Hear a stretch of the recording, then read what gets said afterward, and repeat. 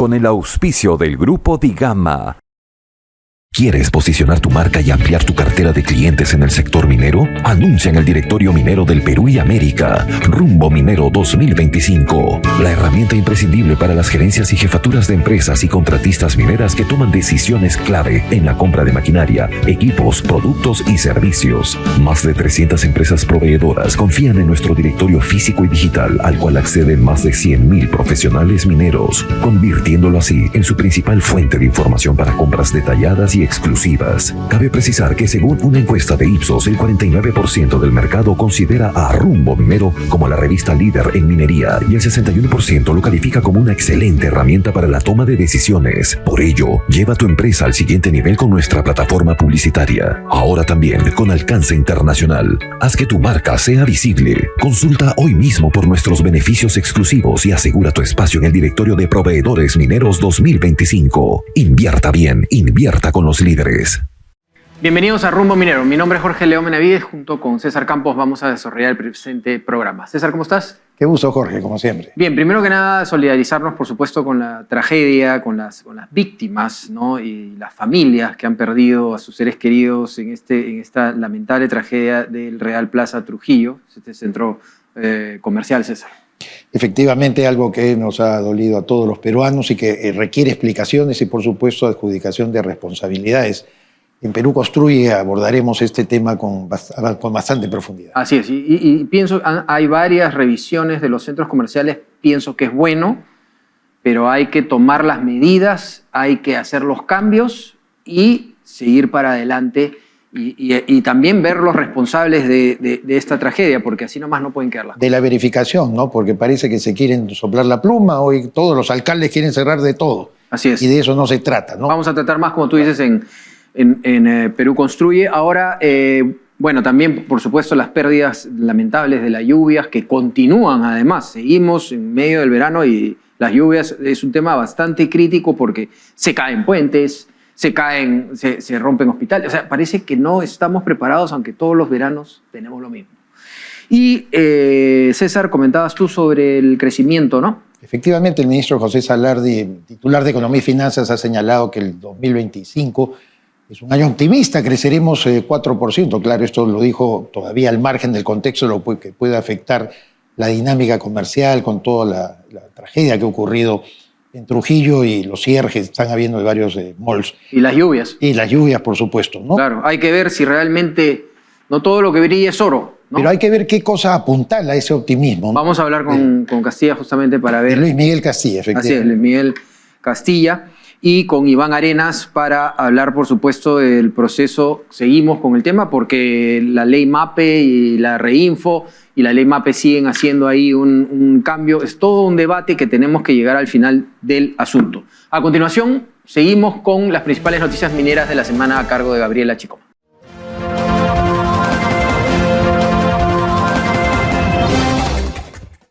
Gracias, Jorge. Estas son las principales noticias mineras de la semana. Condor Resources, la empresa canadiense dedicada a la exploración minera, ha anunciado recientemente una actualización significativa de sus proyectos de exploración en Perú. Después de cambiar su enfoque a la exploración de proyectos propios, la minera presentó avances sobre 5 programas enfocados en el oro, cobre y otros metales. Los proyectos más destacados son Pucamayo en Ica y Huiñac Punta en Huánuco, los cuales se consideran fundamentales para atraer a inversores. El futuro de los lotes 1 y 6 operados anteriormente por Petroperú en Talara, Piura, quedó definido el pasado 24 de febrero, cuando Petroperú anunció al ganador de la licitación para la explotación de hidrocarburos en esos territorios. La empresa ganadora es la Ponderosa Energy, dedicada al sector de petróleo y gas natural. La compañía se adjudicó los derechos para operar estos yacimientos por un periodo de 30 años. El congresista Héctor Valer Pinto, de la bancada de Somos Perú, ha presentado un proyecto de ley que busca establecer un marco normativo para la formalización, regularización y desarrollo sostenible de la minería a pequeña escala, MAPE, en Perú. Una de las principales características de este proyecto de ley es la creación del Consejo Nacional para la Minería a Pequeña Escala, CONAMAPE, que sería un órgano especializado adscrito al Ministerio de Energía y Minas, MINEM. Muchas gracias a Gabriela Chicoma por las principales noticias mineras de la semana. Bien, ya nos encontramos con Luis Miguel Castilla, exministro de Economía y Finanzas y director de Vidensa Instituto. Luis Miguel, ¿cómo estás? Bienvenido a Rumbo Minero. Hola Jorge, gracias por el espacio.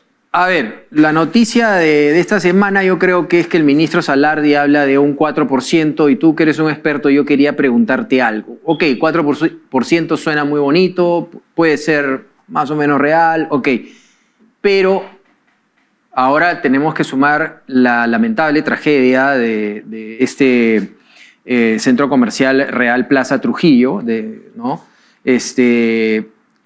Y eso ha llevado, esta penosa situación también ha llevado a que muchos malls están cerrando por lo menos por 15 días, otros por más. Quería preguntarte si esto es un impacto tan fuerte, número uno, y las lluvias también. Con estos dos condimentos, ¿afectarían este 4%? Es prematuro decir porque son temas muy puntuales. Y claro, cuando uno escucha al ministro y sus argumentos, suena alcanzable 4% de cara a la recuperación del consumo, de cara a que los precios de las materias primas siguen elevados.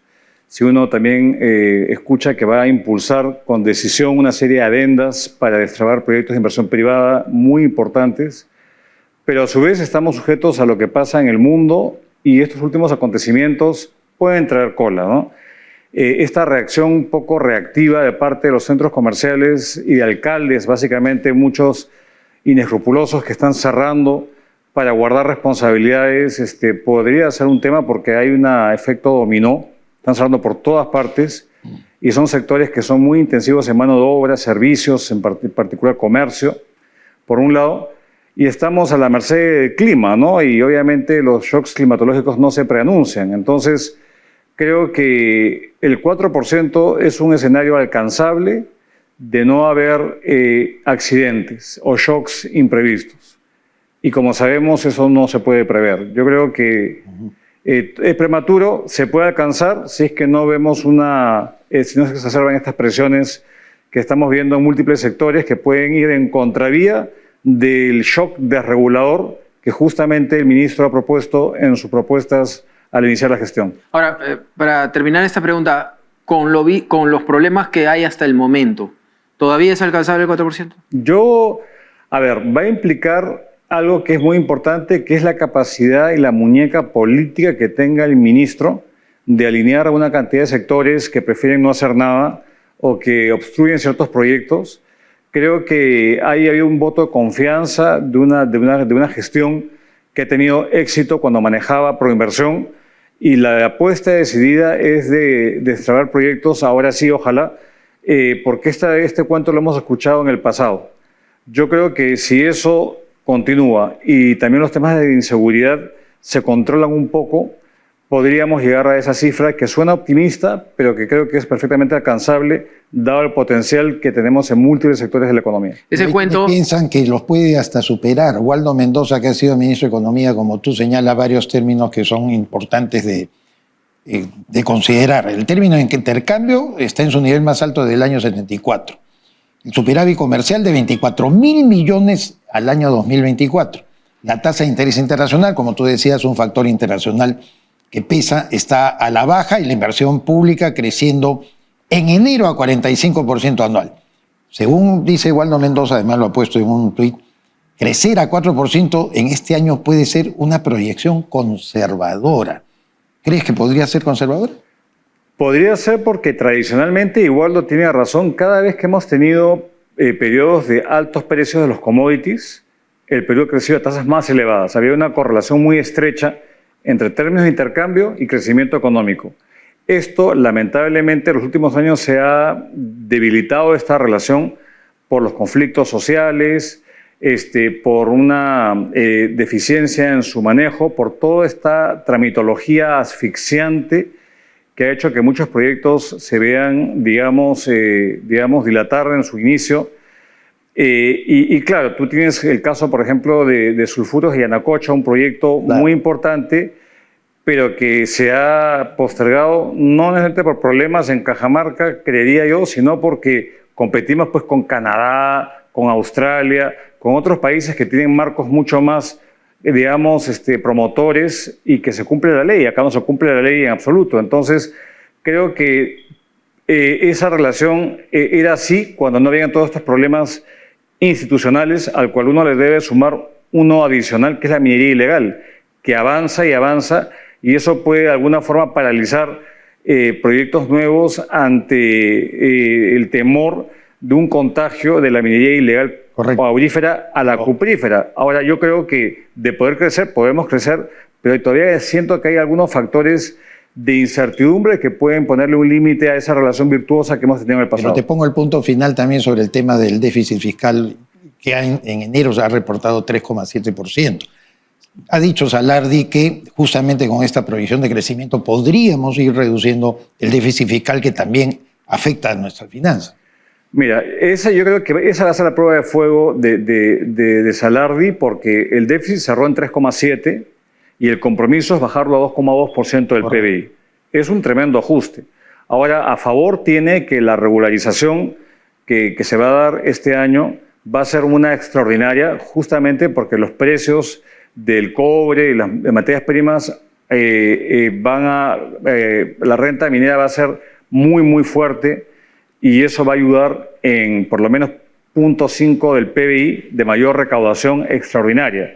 El tema es si van a ser capaces de frenar todo el gasto público que viene del Congreso, que viene de parlamentarios que van a querer ser reelegidos como senadores quizás, y un gobierno que tiende a comprar, digamos, fortalezas a través de la dávida, a través de la obra pública. Entonces, yo no veo a la presidenta, por ejemplo, que es obviamente quien determina el margen de acción del ministro, poniéndose muy dura, controlando el gasto. Creo que poco le importa eso, y más son otro tipo de móviles. Entonces, creo que la prueba de fuego de Salardi es que la economía crezca, obviamente, y recomponer la fortaleza fiscal, y esto implica un ajuste no menor de 1,5 puntos del PBI, que es un montón de plata. Ahora, mencionabas hace un rato la eterna promesa del destrabe de proyectos. Habría que agregarle también la eterna promesa de los presidentes de Petroperú de que no van a pedir rescate, ¿no? Y inmediatamente entran, dicen no vamos a pedir más rescate, luego empiezan a pedir rescate. Ahora, el tema del real destrabe de los proyectos, ¿estará Salardi por el pasado que tiene? ¿Estará en condiciones de realmente hacer un destrabe de proyectos? Porque si bien lo que tú mencionas es cierto que en los años que los commodities tienen precios muy altos, el Perú ha tenido muy buenos crecimientos, el tema del destrabe de proyectos, o sea, realmente por lo menos en minería tenemos para mucho más. Están ahí dando vueltas proyectos que deberían estar saliendo y podríamos tener un crecimiento muchísimo más, un boom minero realmente, ¿no? Así es, y eso se ve en las cifras de inversión, Jorge, porque hace 10 años, en promedio, la inversión minera era más o menos de 9.000, 9.500 millones de dólares todos los años. Y eso, el cierre del 24 fue 5.000 millones de soles. Entonces estamos a un 60% de lo que era en el pasado.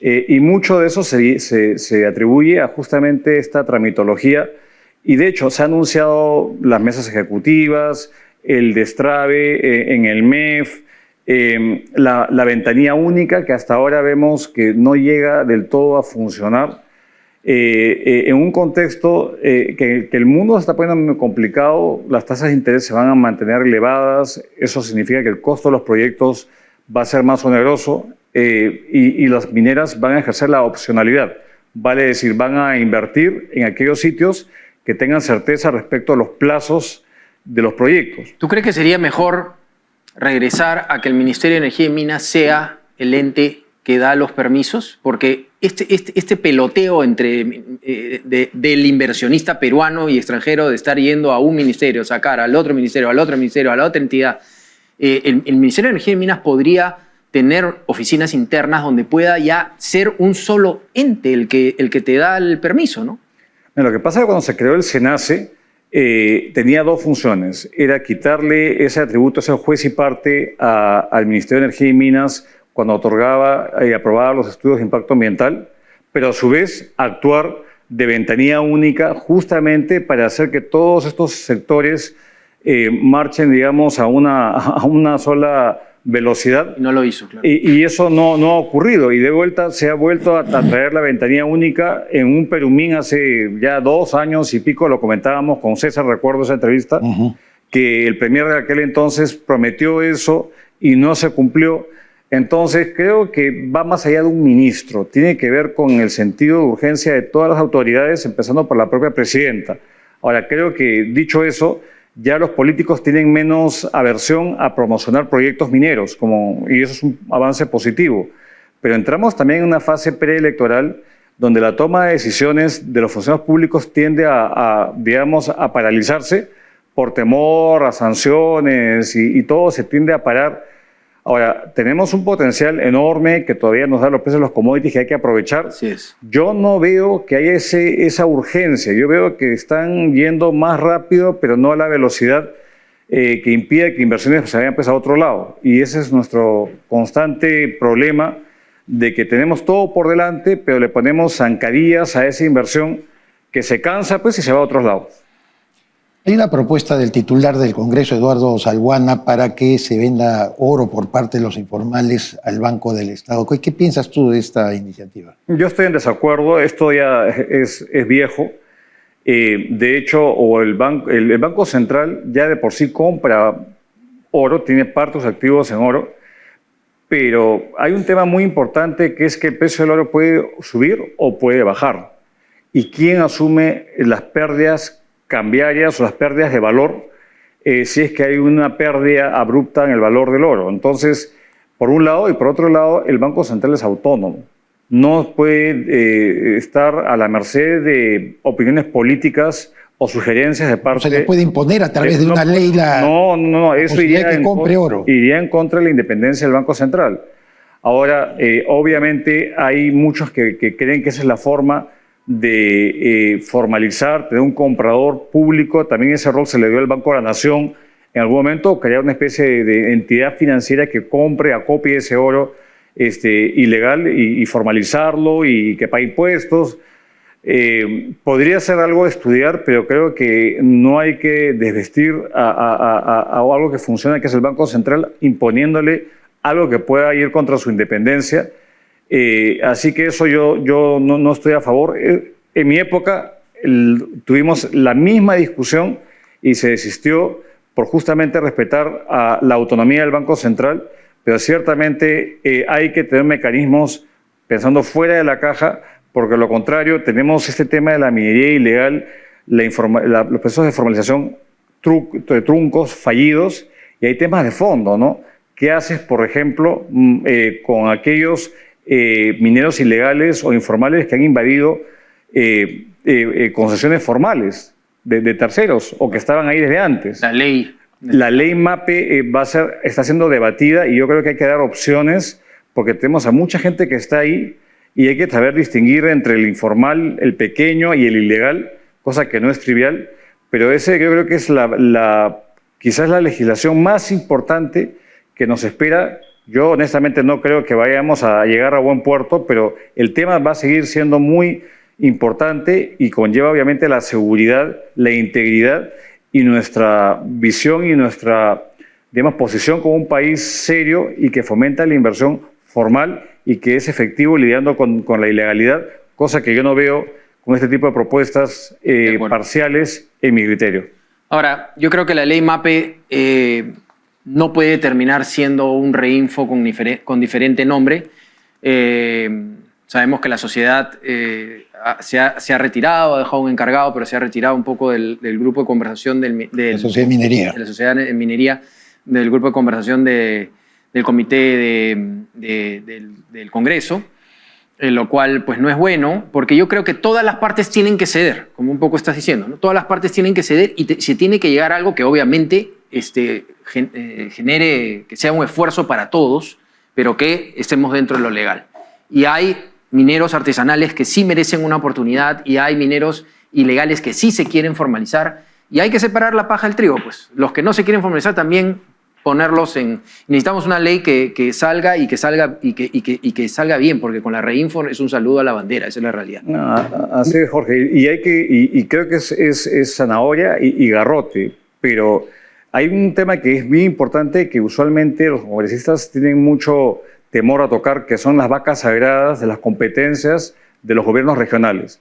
Ellos tienen una responsabilidad muy, muy grande en fiscalizar el proceso de formalización. Que no lo hacen. Que no lo hacen o porque no tienen los presupuestos o porque son presas fáciles de ser capturados pues, por mafias, etcétera. Entonces, claro, el tema es bien complejo, pero yo estoy de acuerdo contigo. Hay que ir a un punto intermedio, una estrategia integral y algo se tiene que plantear que no solamente sea pues, la interdicción, el palo, porque tenemos a cientos de miles de familias que viven de esta actividad.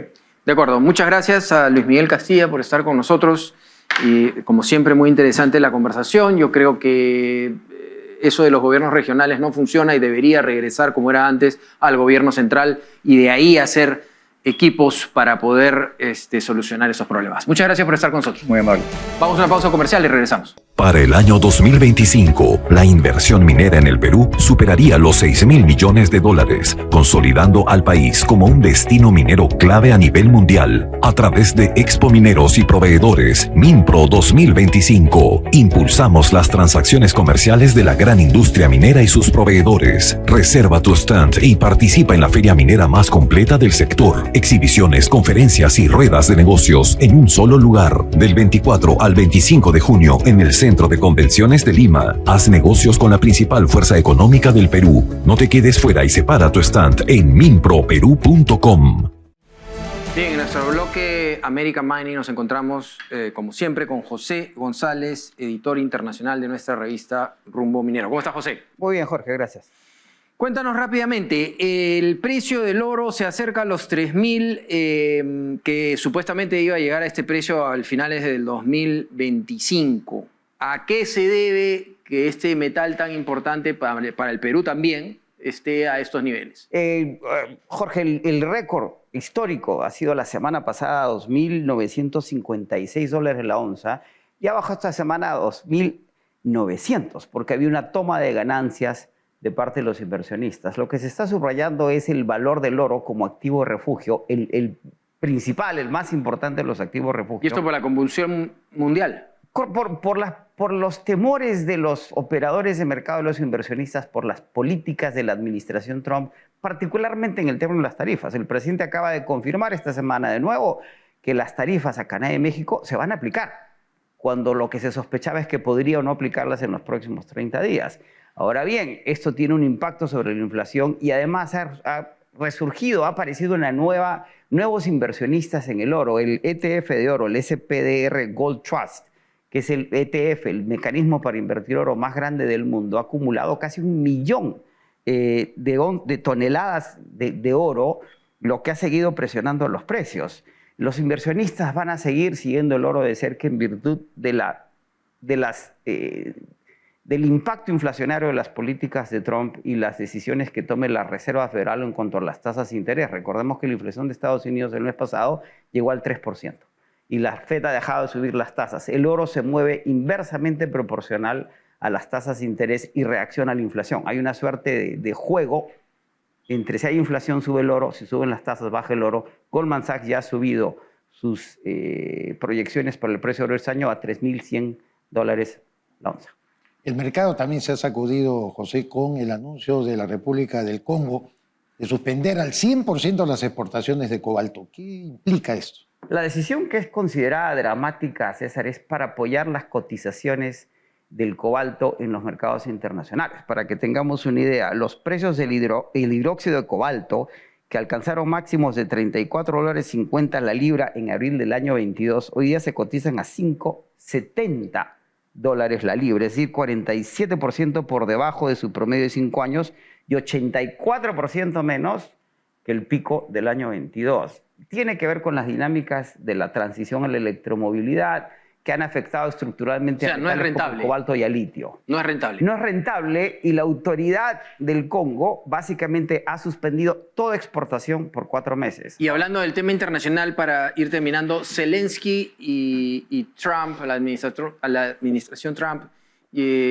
al parecer estarían llegando a un acuerdo que tiene que ver con minerales, ¿no? Correcto, el presidente Zelensky estaría viajando a Washington este viernes para firmar el acuerdo inicialmente propuesto por el secretario del Tesoro en Kiev, refrendado en la conferencia de Múnich. Que inicialmente rechazó, pero que ahora está volviéndolo a pensar. Hay un cambio en el tenor de la discusión. El 50% del ingreso proveniente de los minerales críticos ucranianos sería compartido por ambos países y hay un compromiso implícito de los Estados Unidos de seguir apoyando a Ucrania en la guerra contra Rusia, al mismo tiempo que hay una discusión de llegar a acuerdos de paz. Digamos, lo que sí subrayamos, que la actitud del presidente de la administración Trump de cara a los minerales críticos ucranianos y acaso los globales es muy distinta a la que habíamos visto hasta la obsesión de Trump y de Elon Musk de buscar las tierras raras es un tema impactante, ¿no?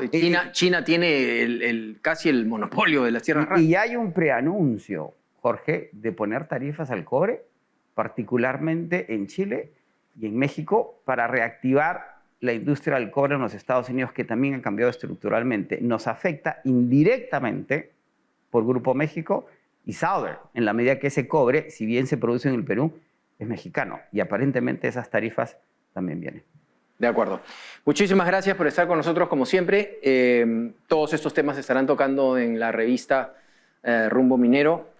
Y bueno, pronto tendremos también nuestro evento que contaremos con tu presencia, el Expo Mineros y Proveedores MINPRO 2025 en el Centro de Convenciones de Lima. Muchas gracias.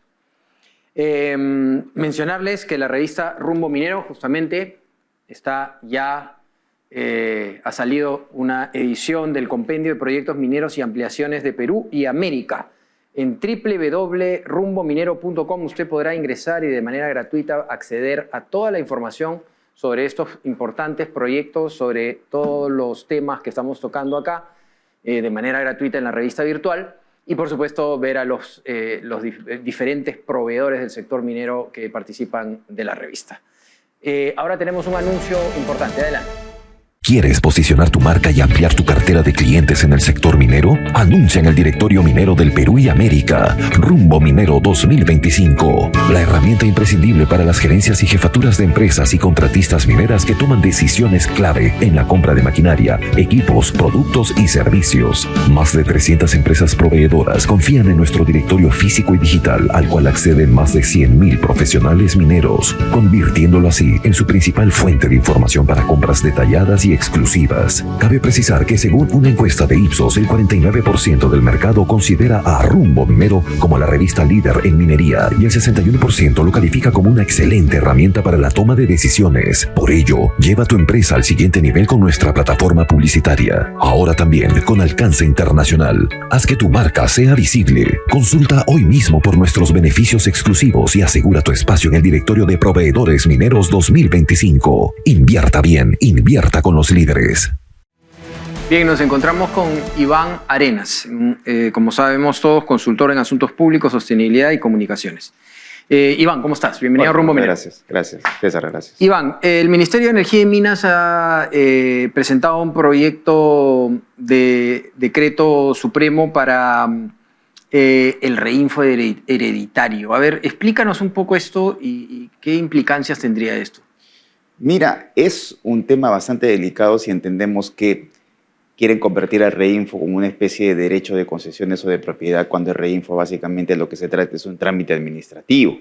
Que además no funciona bien por ahora. No funciona bien y nada indica que sea hereditario. Pero ¿de dónde sale esta idea que parece un poco ridícula, la verdad? Exactamente. No solamente porque además tendría visos de inconstitucionalidad, porque date cuenta que es un trámite administrativo, de un proceso administrativo. No puede ser básicamente convertirse en un derecho, y menos en un derecho básicamente hereditario. Entonces, ¿qué tiene que ver el hijo con el padre con respecto a un trámite administrativo? Pero no solamente eso. Además de eso, el reinfo supuestamente es un proceso para que termine, para que culmine, no es un proceso para que se herede. No es un proceso que deba de tener, tiene un tiempo de caducidad. Además, no es un bien, no es una propiedad hereditaria. O sea, no puedes hacer ese tipo de cosas. Creo que están un poco desenfocados. Considerar exactamente que hay un reinfo hereditario significa básicamente, te estás volando básicamente una de las vigas maestras que básicamente son los derechos de propiedad en el país, ¿no? Y eso no puedes hacerlo. Considerar que el reinfo puede ser un derecho de propiedad marcaría un precedente bastante difícil en el panorama ya difícil de la minería ilegal e informal. Ese carácter hereditario, sin embargo, Iván, existe desde hace 8 años. Partamos de eso. Sí. En segundo lugar, lo que está planteando este decreto es que las personas que heredan aparentemente el trámite que habían realizado sus padres o las personas que los están heredando puedan formar en conjunto una personería jurídica. Es decir, no es que vayan a continuar solos en la tramitología. ¿Cómo analizas ese aspecto? Mira, lo que pasa es que es entender básicamente cómo inicia todo esto. Esto lo que se inicia es, o sea, una persona puede tener reinfo como una empresa puede tener reinfo, pero en medida de que el reinfo tenga un derecho de caducación, o sea, un derecho que tiene que terminar, el reinfo no puede ponerle la consideración de hereditario significa que ya estás considerando que el reinfo va a ser permanente, cuando lo que se quiere en realidad es que el reinfo tenga un fin, es un instrumento que te ayuda, no es básicamente un derecho que tú adquieres. Tú puedes evidentemente hacer un trámite administrativo y ese trámite administrativo puede pasar como una persona jurídica puede vender a otra persona jurídica una concesión que tenga un reinfo y ese reinfo todavía continúa. Entiendo que la presunción es que son las propias familias o las mismas familias las que operan o las que acceden o pretenden administrar una unidad minera.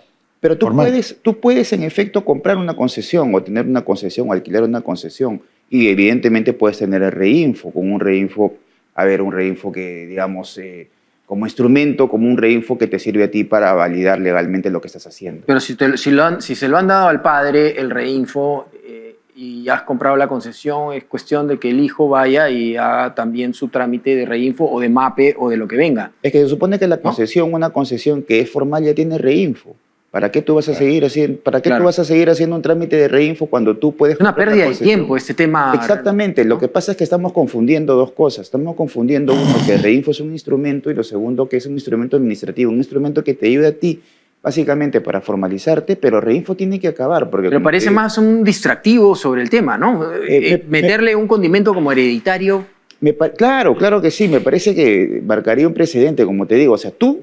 En este momento, Iván Arenas o Jorge o César puede comprar una concesión que tenga reinfo y lo puede heredar como concesión, pero heredar como concesión, como reinfo, es una cosa absolutamente distinta. Ahora, cambiando de tema, bueno, un poco en la misma línea, MAPE. Sabemos que se siguen las reuniones para ver, entre diversas entidades, gremios, para ver cómo sacar adelante la ley MAPE. Sabemos que la Sociedad Nacional de Minería, Petróleo y Energía se retiró, dejó una persona, digamos, ahí en el comité, pero se retiró.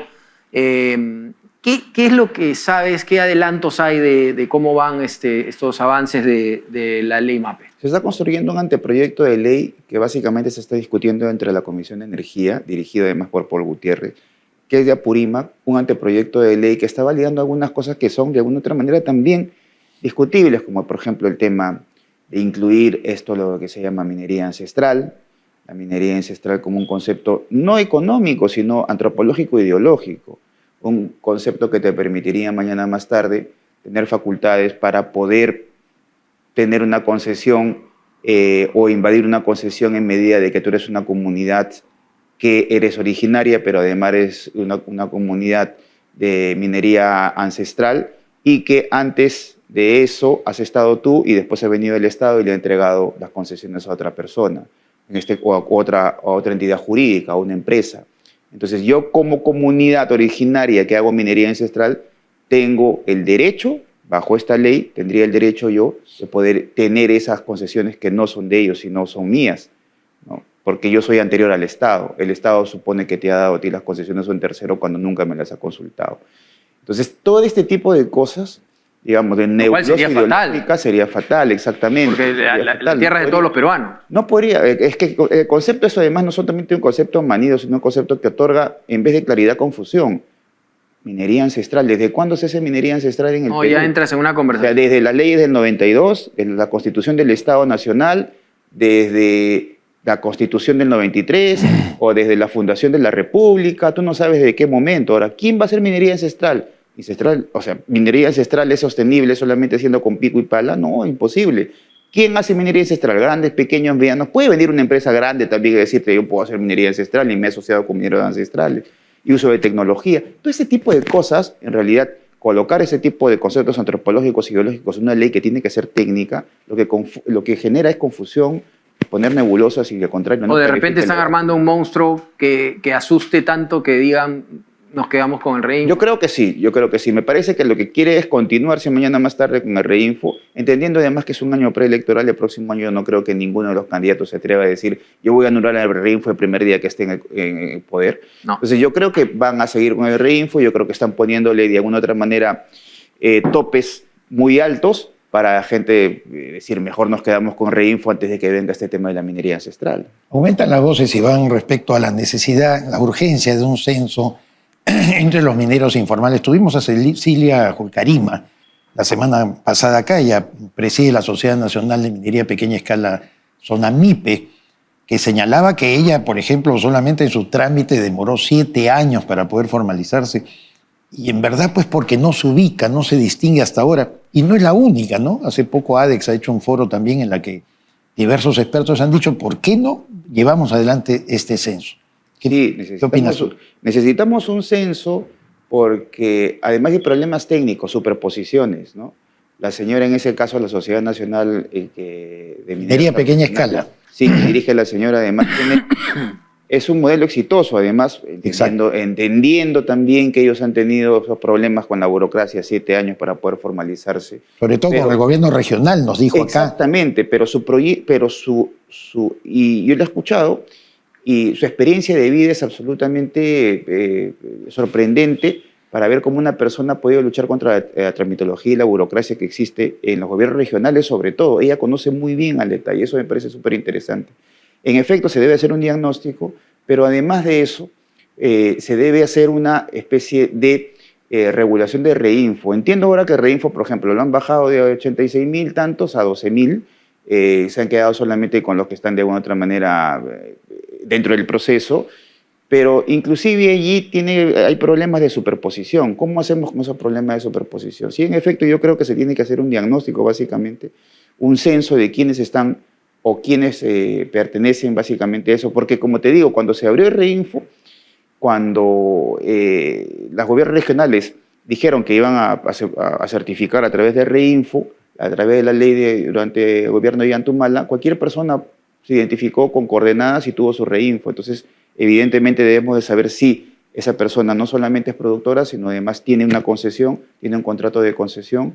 Ese sí, evidentemente se tiene que hacer un diagnóstico. Ahora, para Tía María se ha establecido un nuevo presupuesto de $1.800, millones, perdón, 1.800 millones de dólares.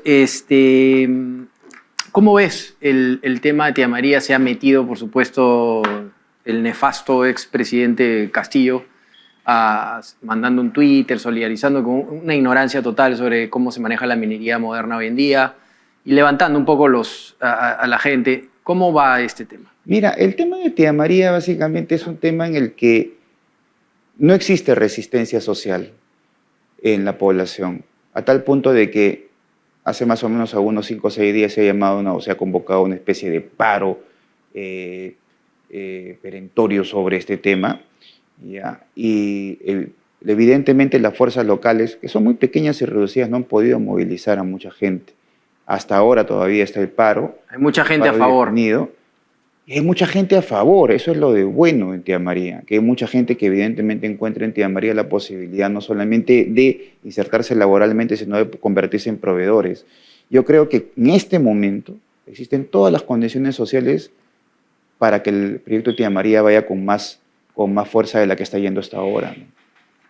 ¿Cuál es tu termómetro en general a propósito del caso de Tía María, de tus investigaciones, porque tú eres un destacado consultor y además visualizas las intensidades que hay en los conflictos sociales dentro del país? ¿Cómo anda, iniciado el año 2025? Jorge siempre está preocupado por preguntar en estas semanas acerca de que el ambiente preelectoral obviamente pueda estar agitando el cotarro? Hay dos cosas importantes las que nosotros hemos evaluado.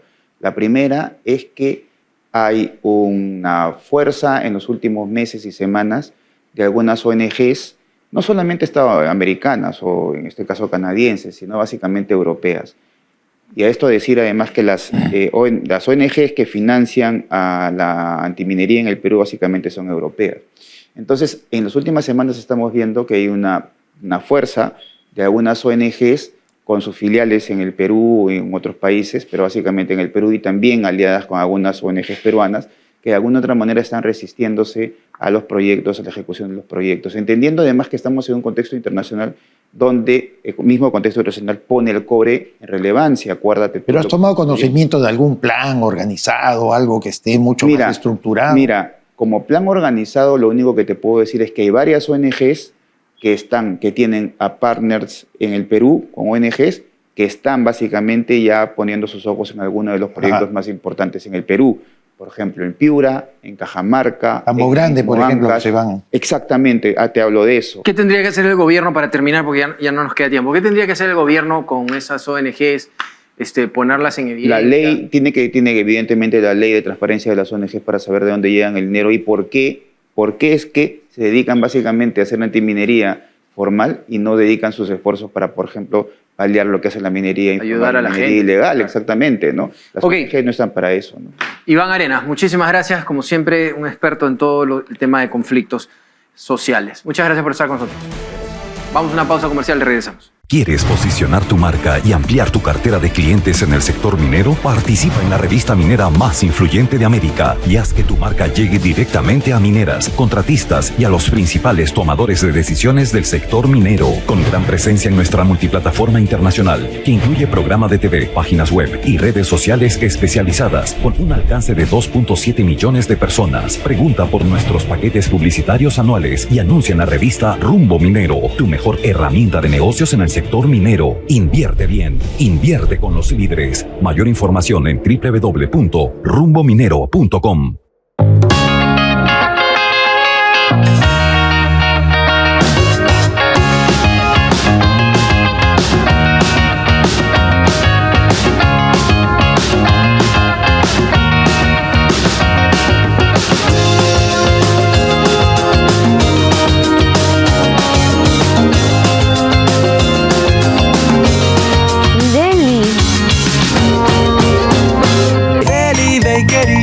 ¡Qué rico! Bien, llegando al final del programa, César, creo que lo que nos dice Iván Arenas es interesante, lo que nos dice por primera vez en tantos años, pues hay un montón de gente y población en Tía María, en la población cercana a Tía María, que quiere el proyecto Tía María.